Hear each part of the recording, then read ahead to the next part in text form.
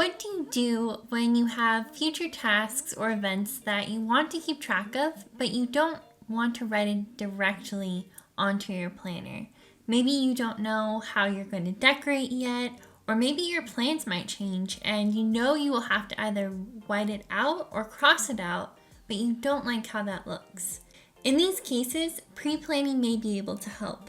To me, pre-planning is about collecting and capturing your most important tasks and events, breaking them down into actionable steps if necessary, then creating a rough draft schedule in which you assign a day or week that you will work on completing them. Pre-planning takes place before your tasks are actually set in stone in your planner. And today I'm going to talk about 3 different ways that you can use pre-planning in your planner. So before you get started with the actual pre-planning session, you will need to capture your thoughts and ideas and tasks and events somewhere beforehand. Capturing your thoughts allows you to clear your mind and also prevents you from forgetting something important. I have 2 ideas for doing this. The first I am calling my on-the-go collection tool. It's a tiny notebook.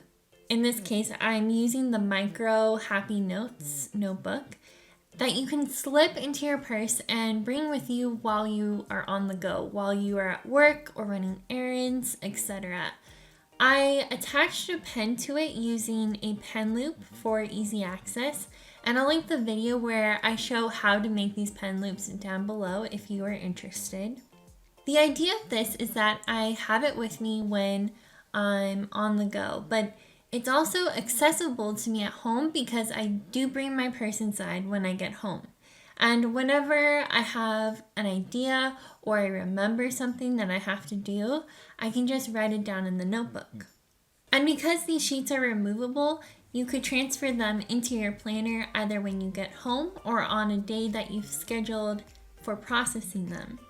You could place them in a section of your planner that you know you'll be referencing during your pre-planning session, or you could just remember to get out your notebook each time that you are going to pre-plan.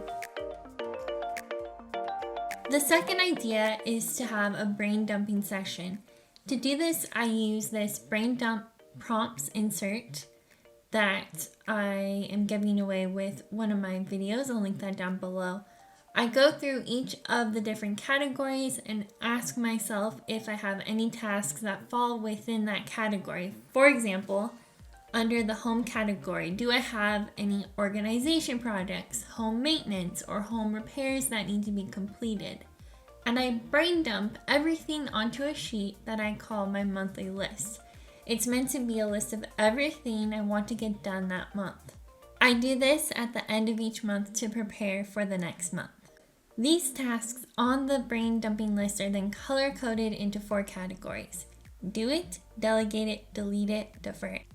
The do it category includes tasks that take less than 2 minutes to do. I do them immediately during the process of creating this list and check them off on the brain dump sheet. The delegated category has tasks that I can ask someone else to help me with. The deleted category is composed of tasks that are not important and not urgent enough for me to actually spend time on. In the defer it category are fixed and flexible tasks that I need to get done.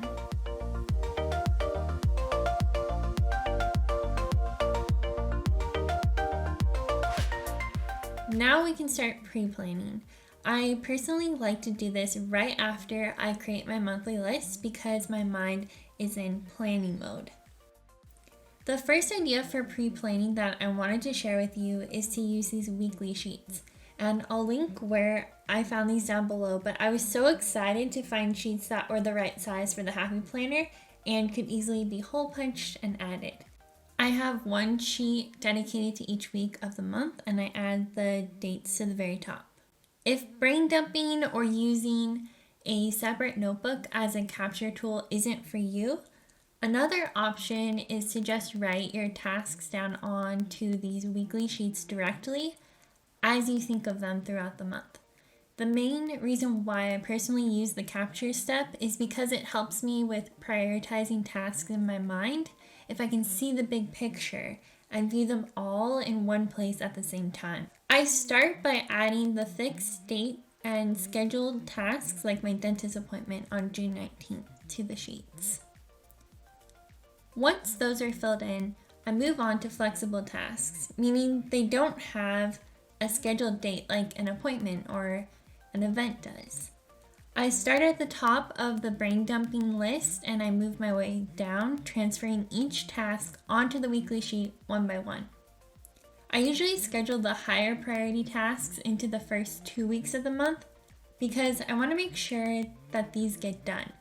If something doesn't get done that week because I ran out of time, it'll get migrated to the following week while I'm making my final plans on Sunday night.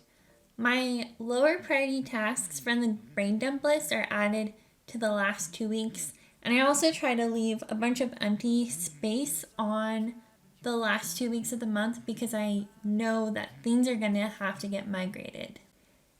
Each weekly sheet then gets placed in the appropriate week. I've been told too many times now, but somewhere going high, looking for a new start. The reason why I am writing it down on this piece of paper is because this is just a temporary piece of paper that I can throw away once I've made my final plans. Because it will get thrown away, I don't care if it's messy. So let's say, for example, that I change my mind about doing the laundry on this Tuesday. I can just cross it out and write it down on Wednesday. So now let's say that we have finished decorating our spread. For me, this usually would take place on Sunday night before the week starts, and we're ready to make our final plans. We have this sheet that is dedicated to the week of June 8th through the 14th. And I'm going to just add the tasks to the planner. I have told you many times now. Yeah, can't you see that I just need to be by myself? Now that I've transferred my tasks onto my weekly spread, this piece of paper can be thrown away. Another idea for pre-planning is to use sticky notes. Sticky notes are both a capture tool and a pre-planning tool because you can add them to your planner directly as you think of the task or event throughout the month. They can also be easily transferred to a new week or day if you change your mind or if an event gets postponed. And once you finalize your plans, they can easily be thrown away. A potential disadvantage of sticky notes is that they may fall out if you are using ones that don't have a very sticky backing. I personally prefer Post-its because they are less likely to fall off for me.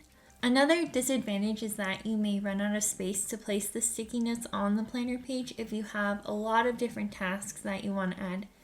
So far, I have not found sticky notes that have both a sticky enough backing and are perfectly sized for the boxes in the Happy Planner.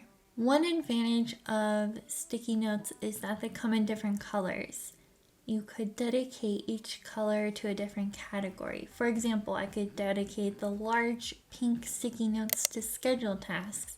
The larger blue ones could be for holidays. Maybe I could use the smaller sticky notes for the flexible tasks. Green could be for communication, calls I need to make, emails I need to write, etc. Yellow could be for goals and self-improvement. Purple could be for home improvement projects, and maybe pink could be for household cleaning tasks.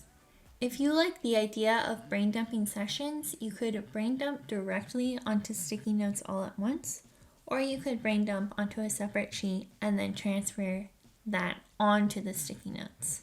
The final method is to use an erasable pen like a friction pen and to add tasks to your planner as you think of them throughout the month. This is definitely the least time-consuming of the methods because you basically only have to write down each task once. And if you do have to move it to a different day, then you just erase what you've written and rewrite it on the appropriate day. These pens also come in different colors, so you still have that option of color coding. One potential disadvantage is that at high temperatures, the ink will become clear, like if you put your planner in a hot car. But I've heard that if you put the pages in a freezer, that what you have written down on that page will reappear. If you like to decorate your planner, you may have to decorate around what you have already written with these pens, or maybe you'll have to erase it and rewrite it. So keep that in mind if that's going to bother you, whether or not you want to choose this method. I also have had a difficult time with getting these pens to erase perfectly. For me, I can sometimes still see faint lines of what I originally wrote, or sometimes there are little spots or smudges after erasing. So if something like that bothers you, you may want to look into a different option. If you want to use brain dumping with this method, I would recommend using a separate sheet to brain dump so you can get into that state of flow and concentration, and then afterwards transfer those items into the planner using the friction pen. I hope this video gave you some ideas for pre-planning in your planner, and I'd love to know down in the comments, do you already pre-plan, and if so, how do you do it? And I'll see you next Saturday. Bye! But somewhere I go and hide, looking for a new start. Yeah,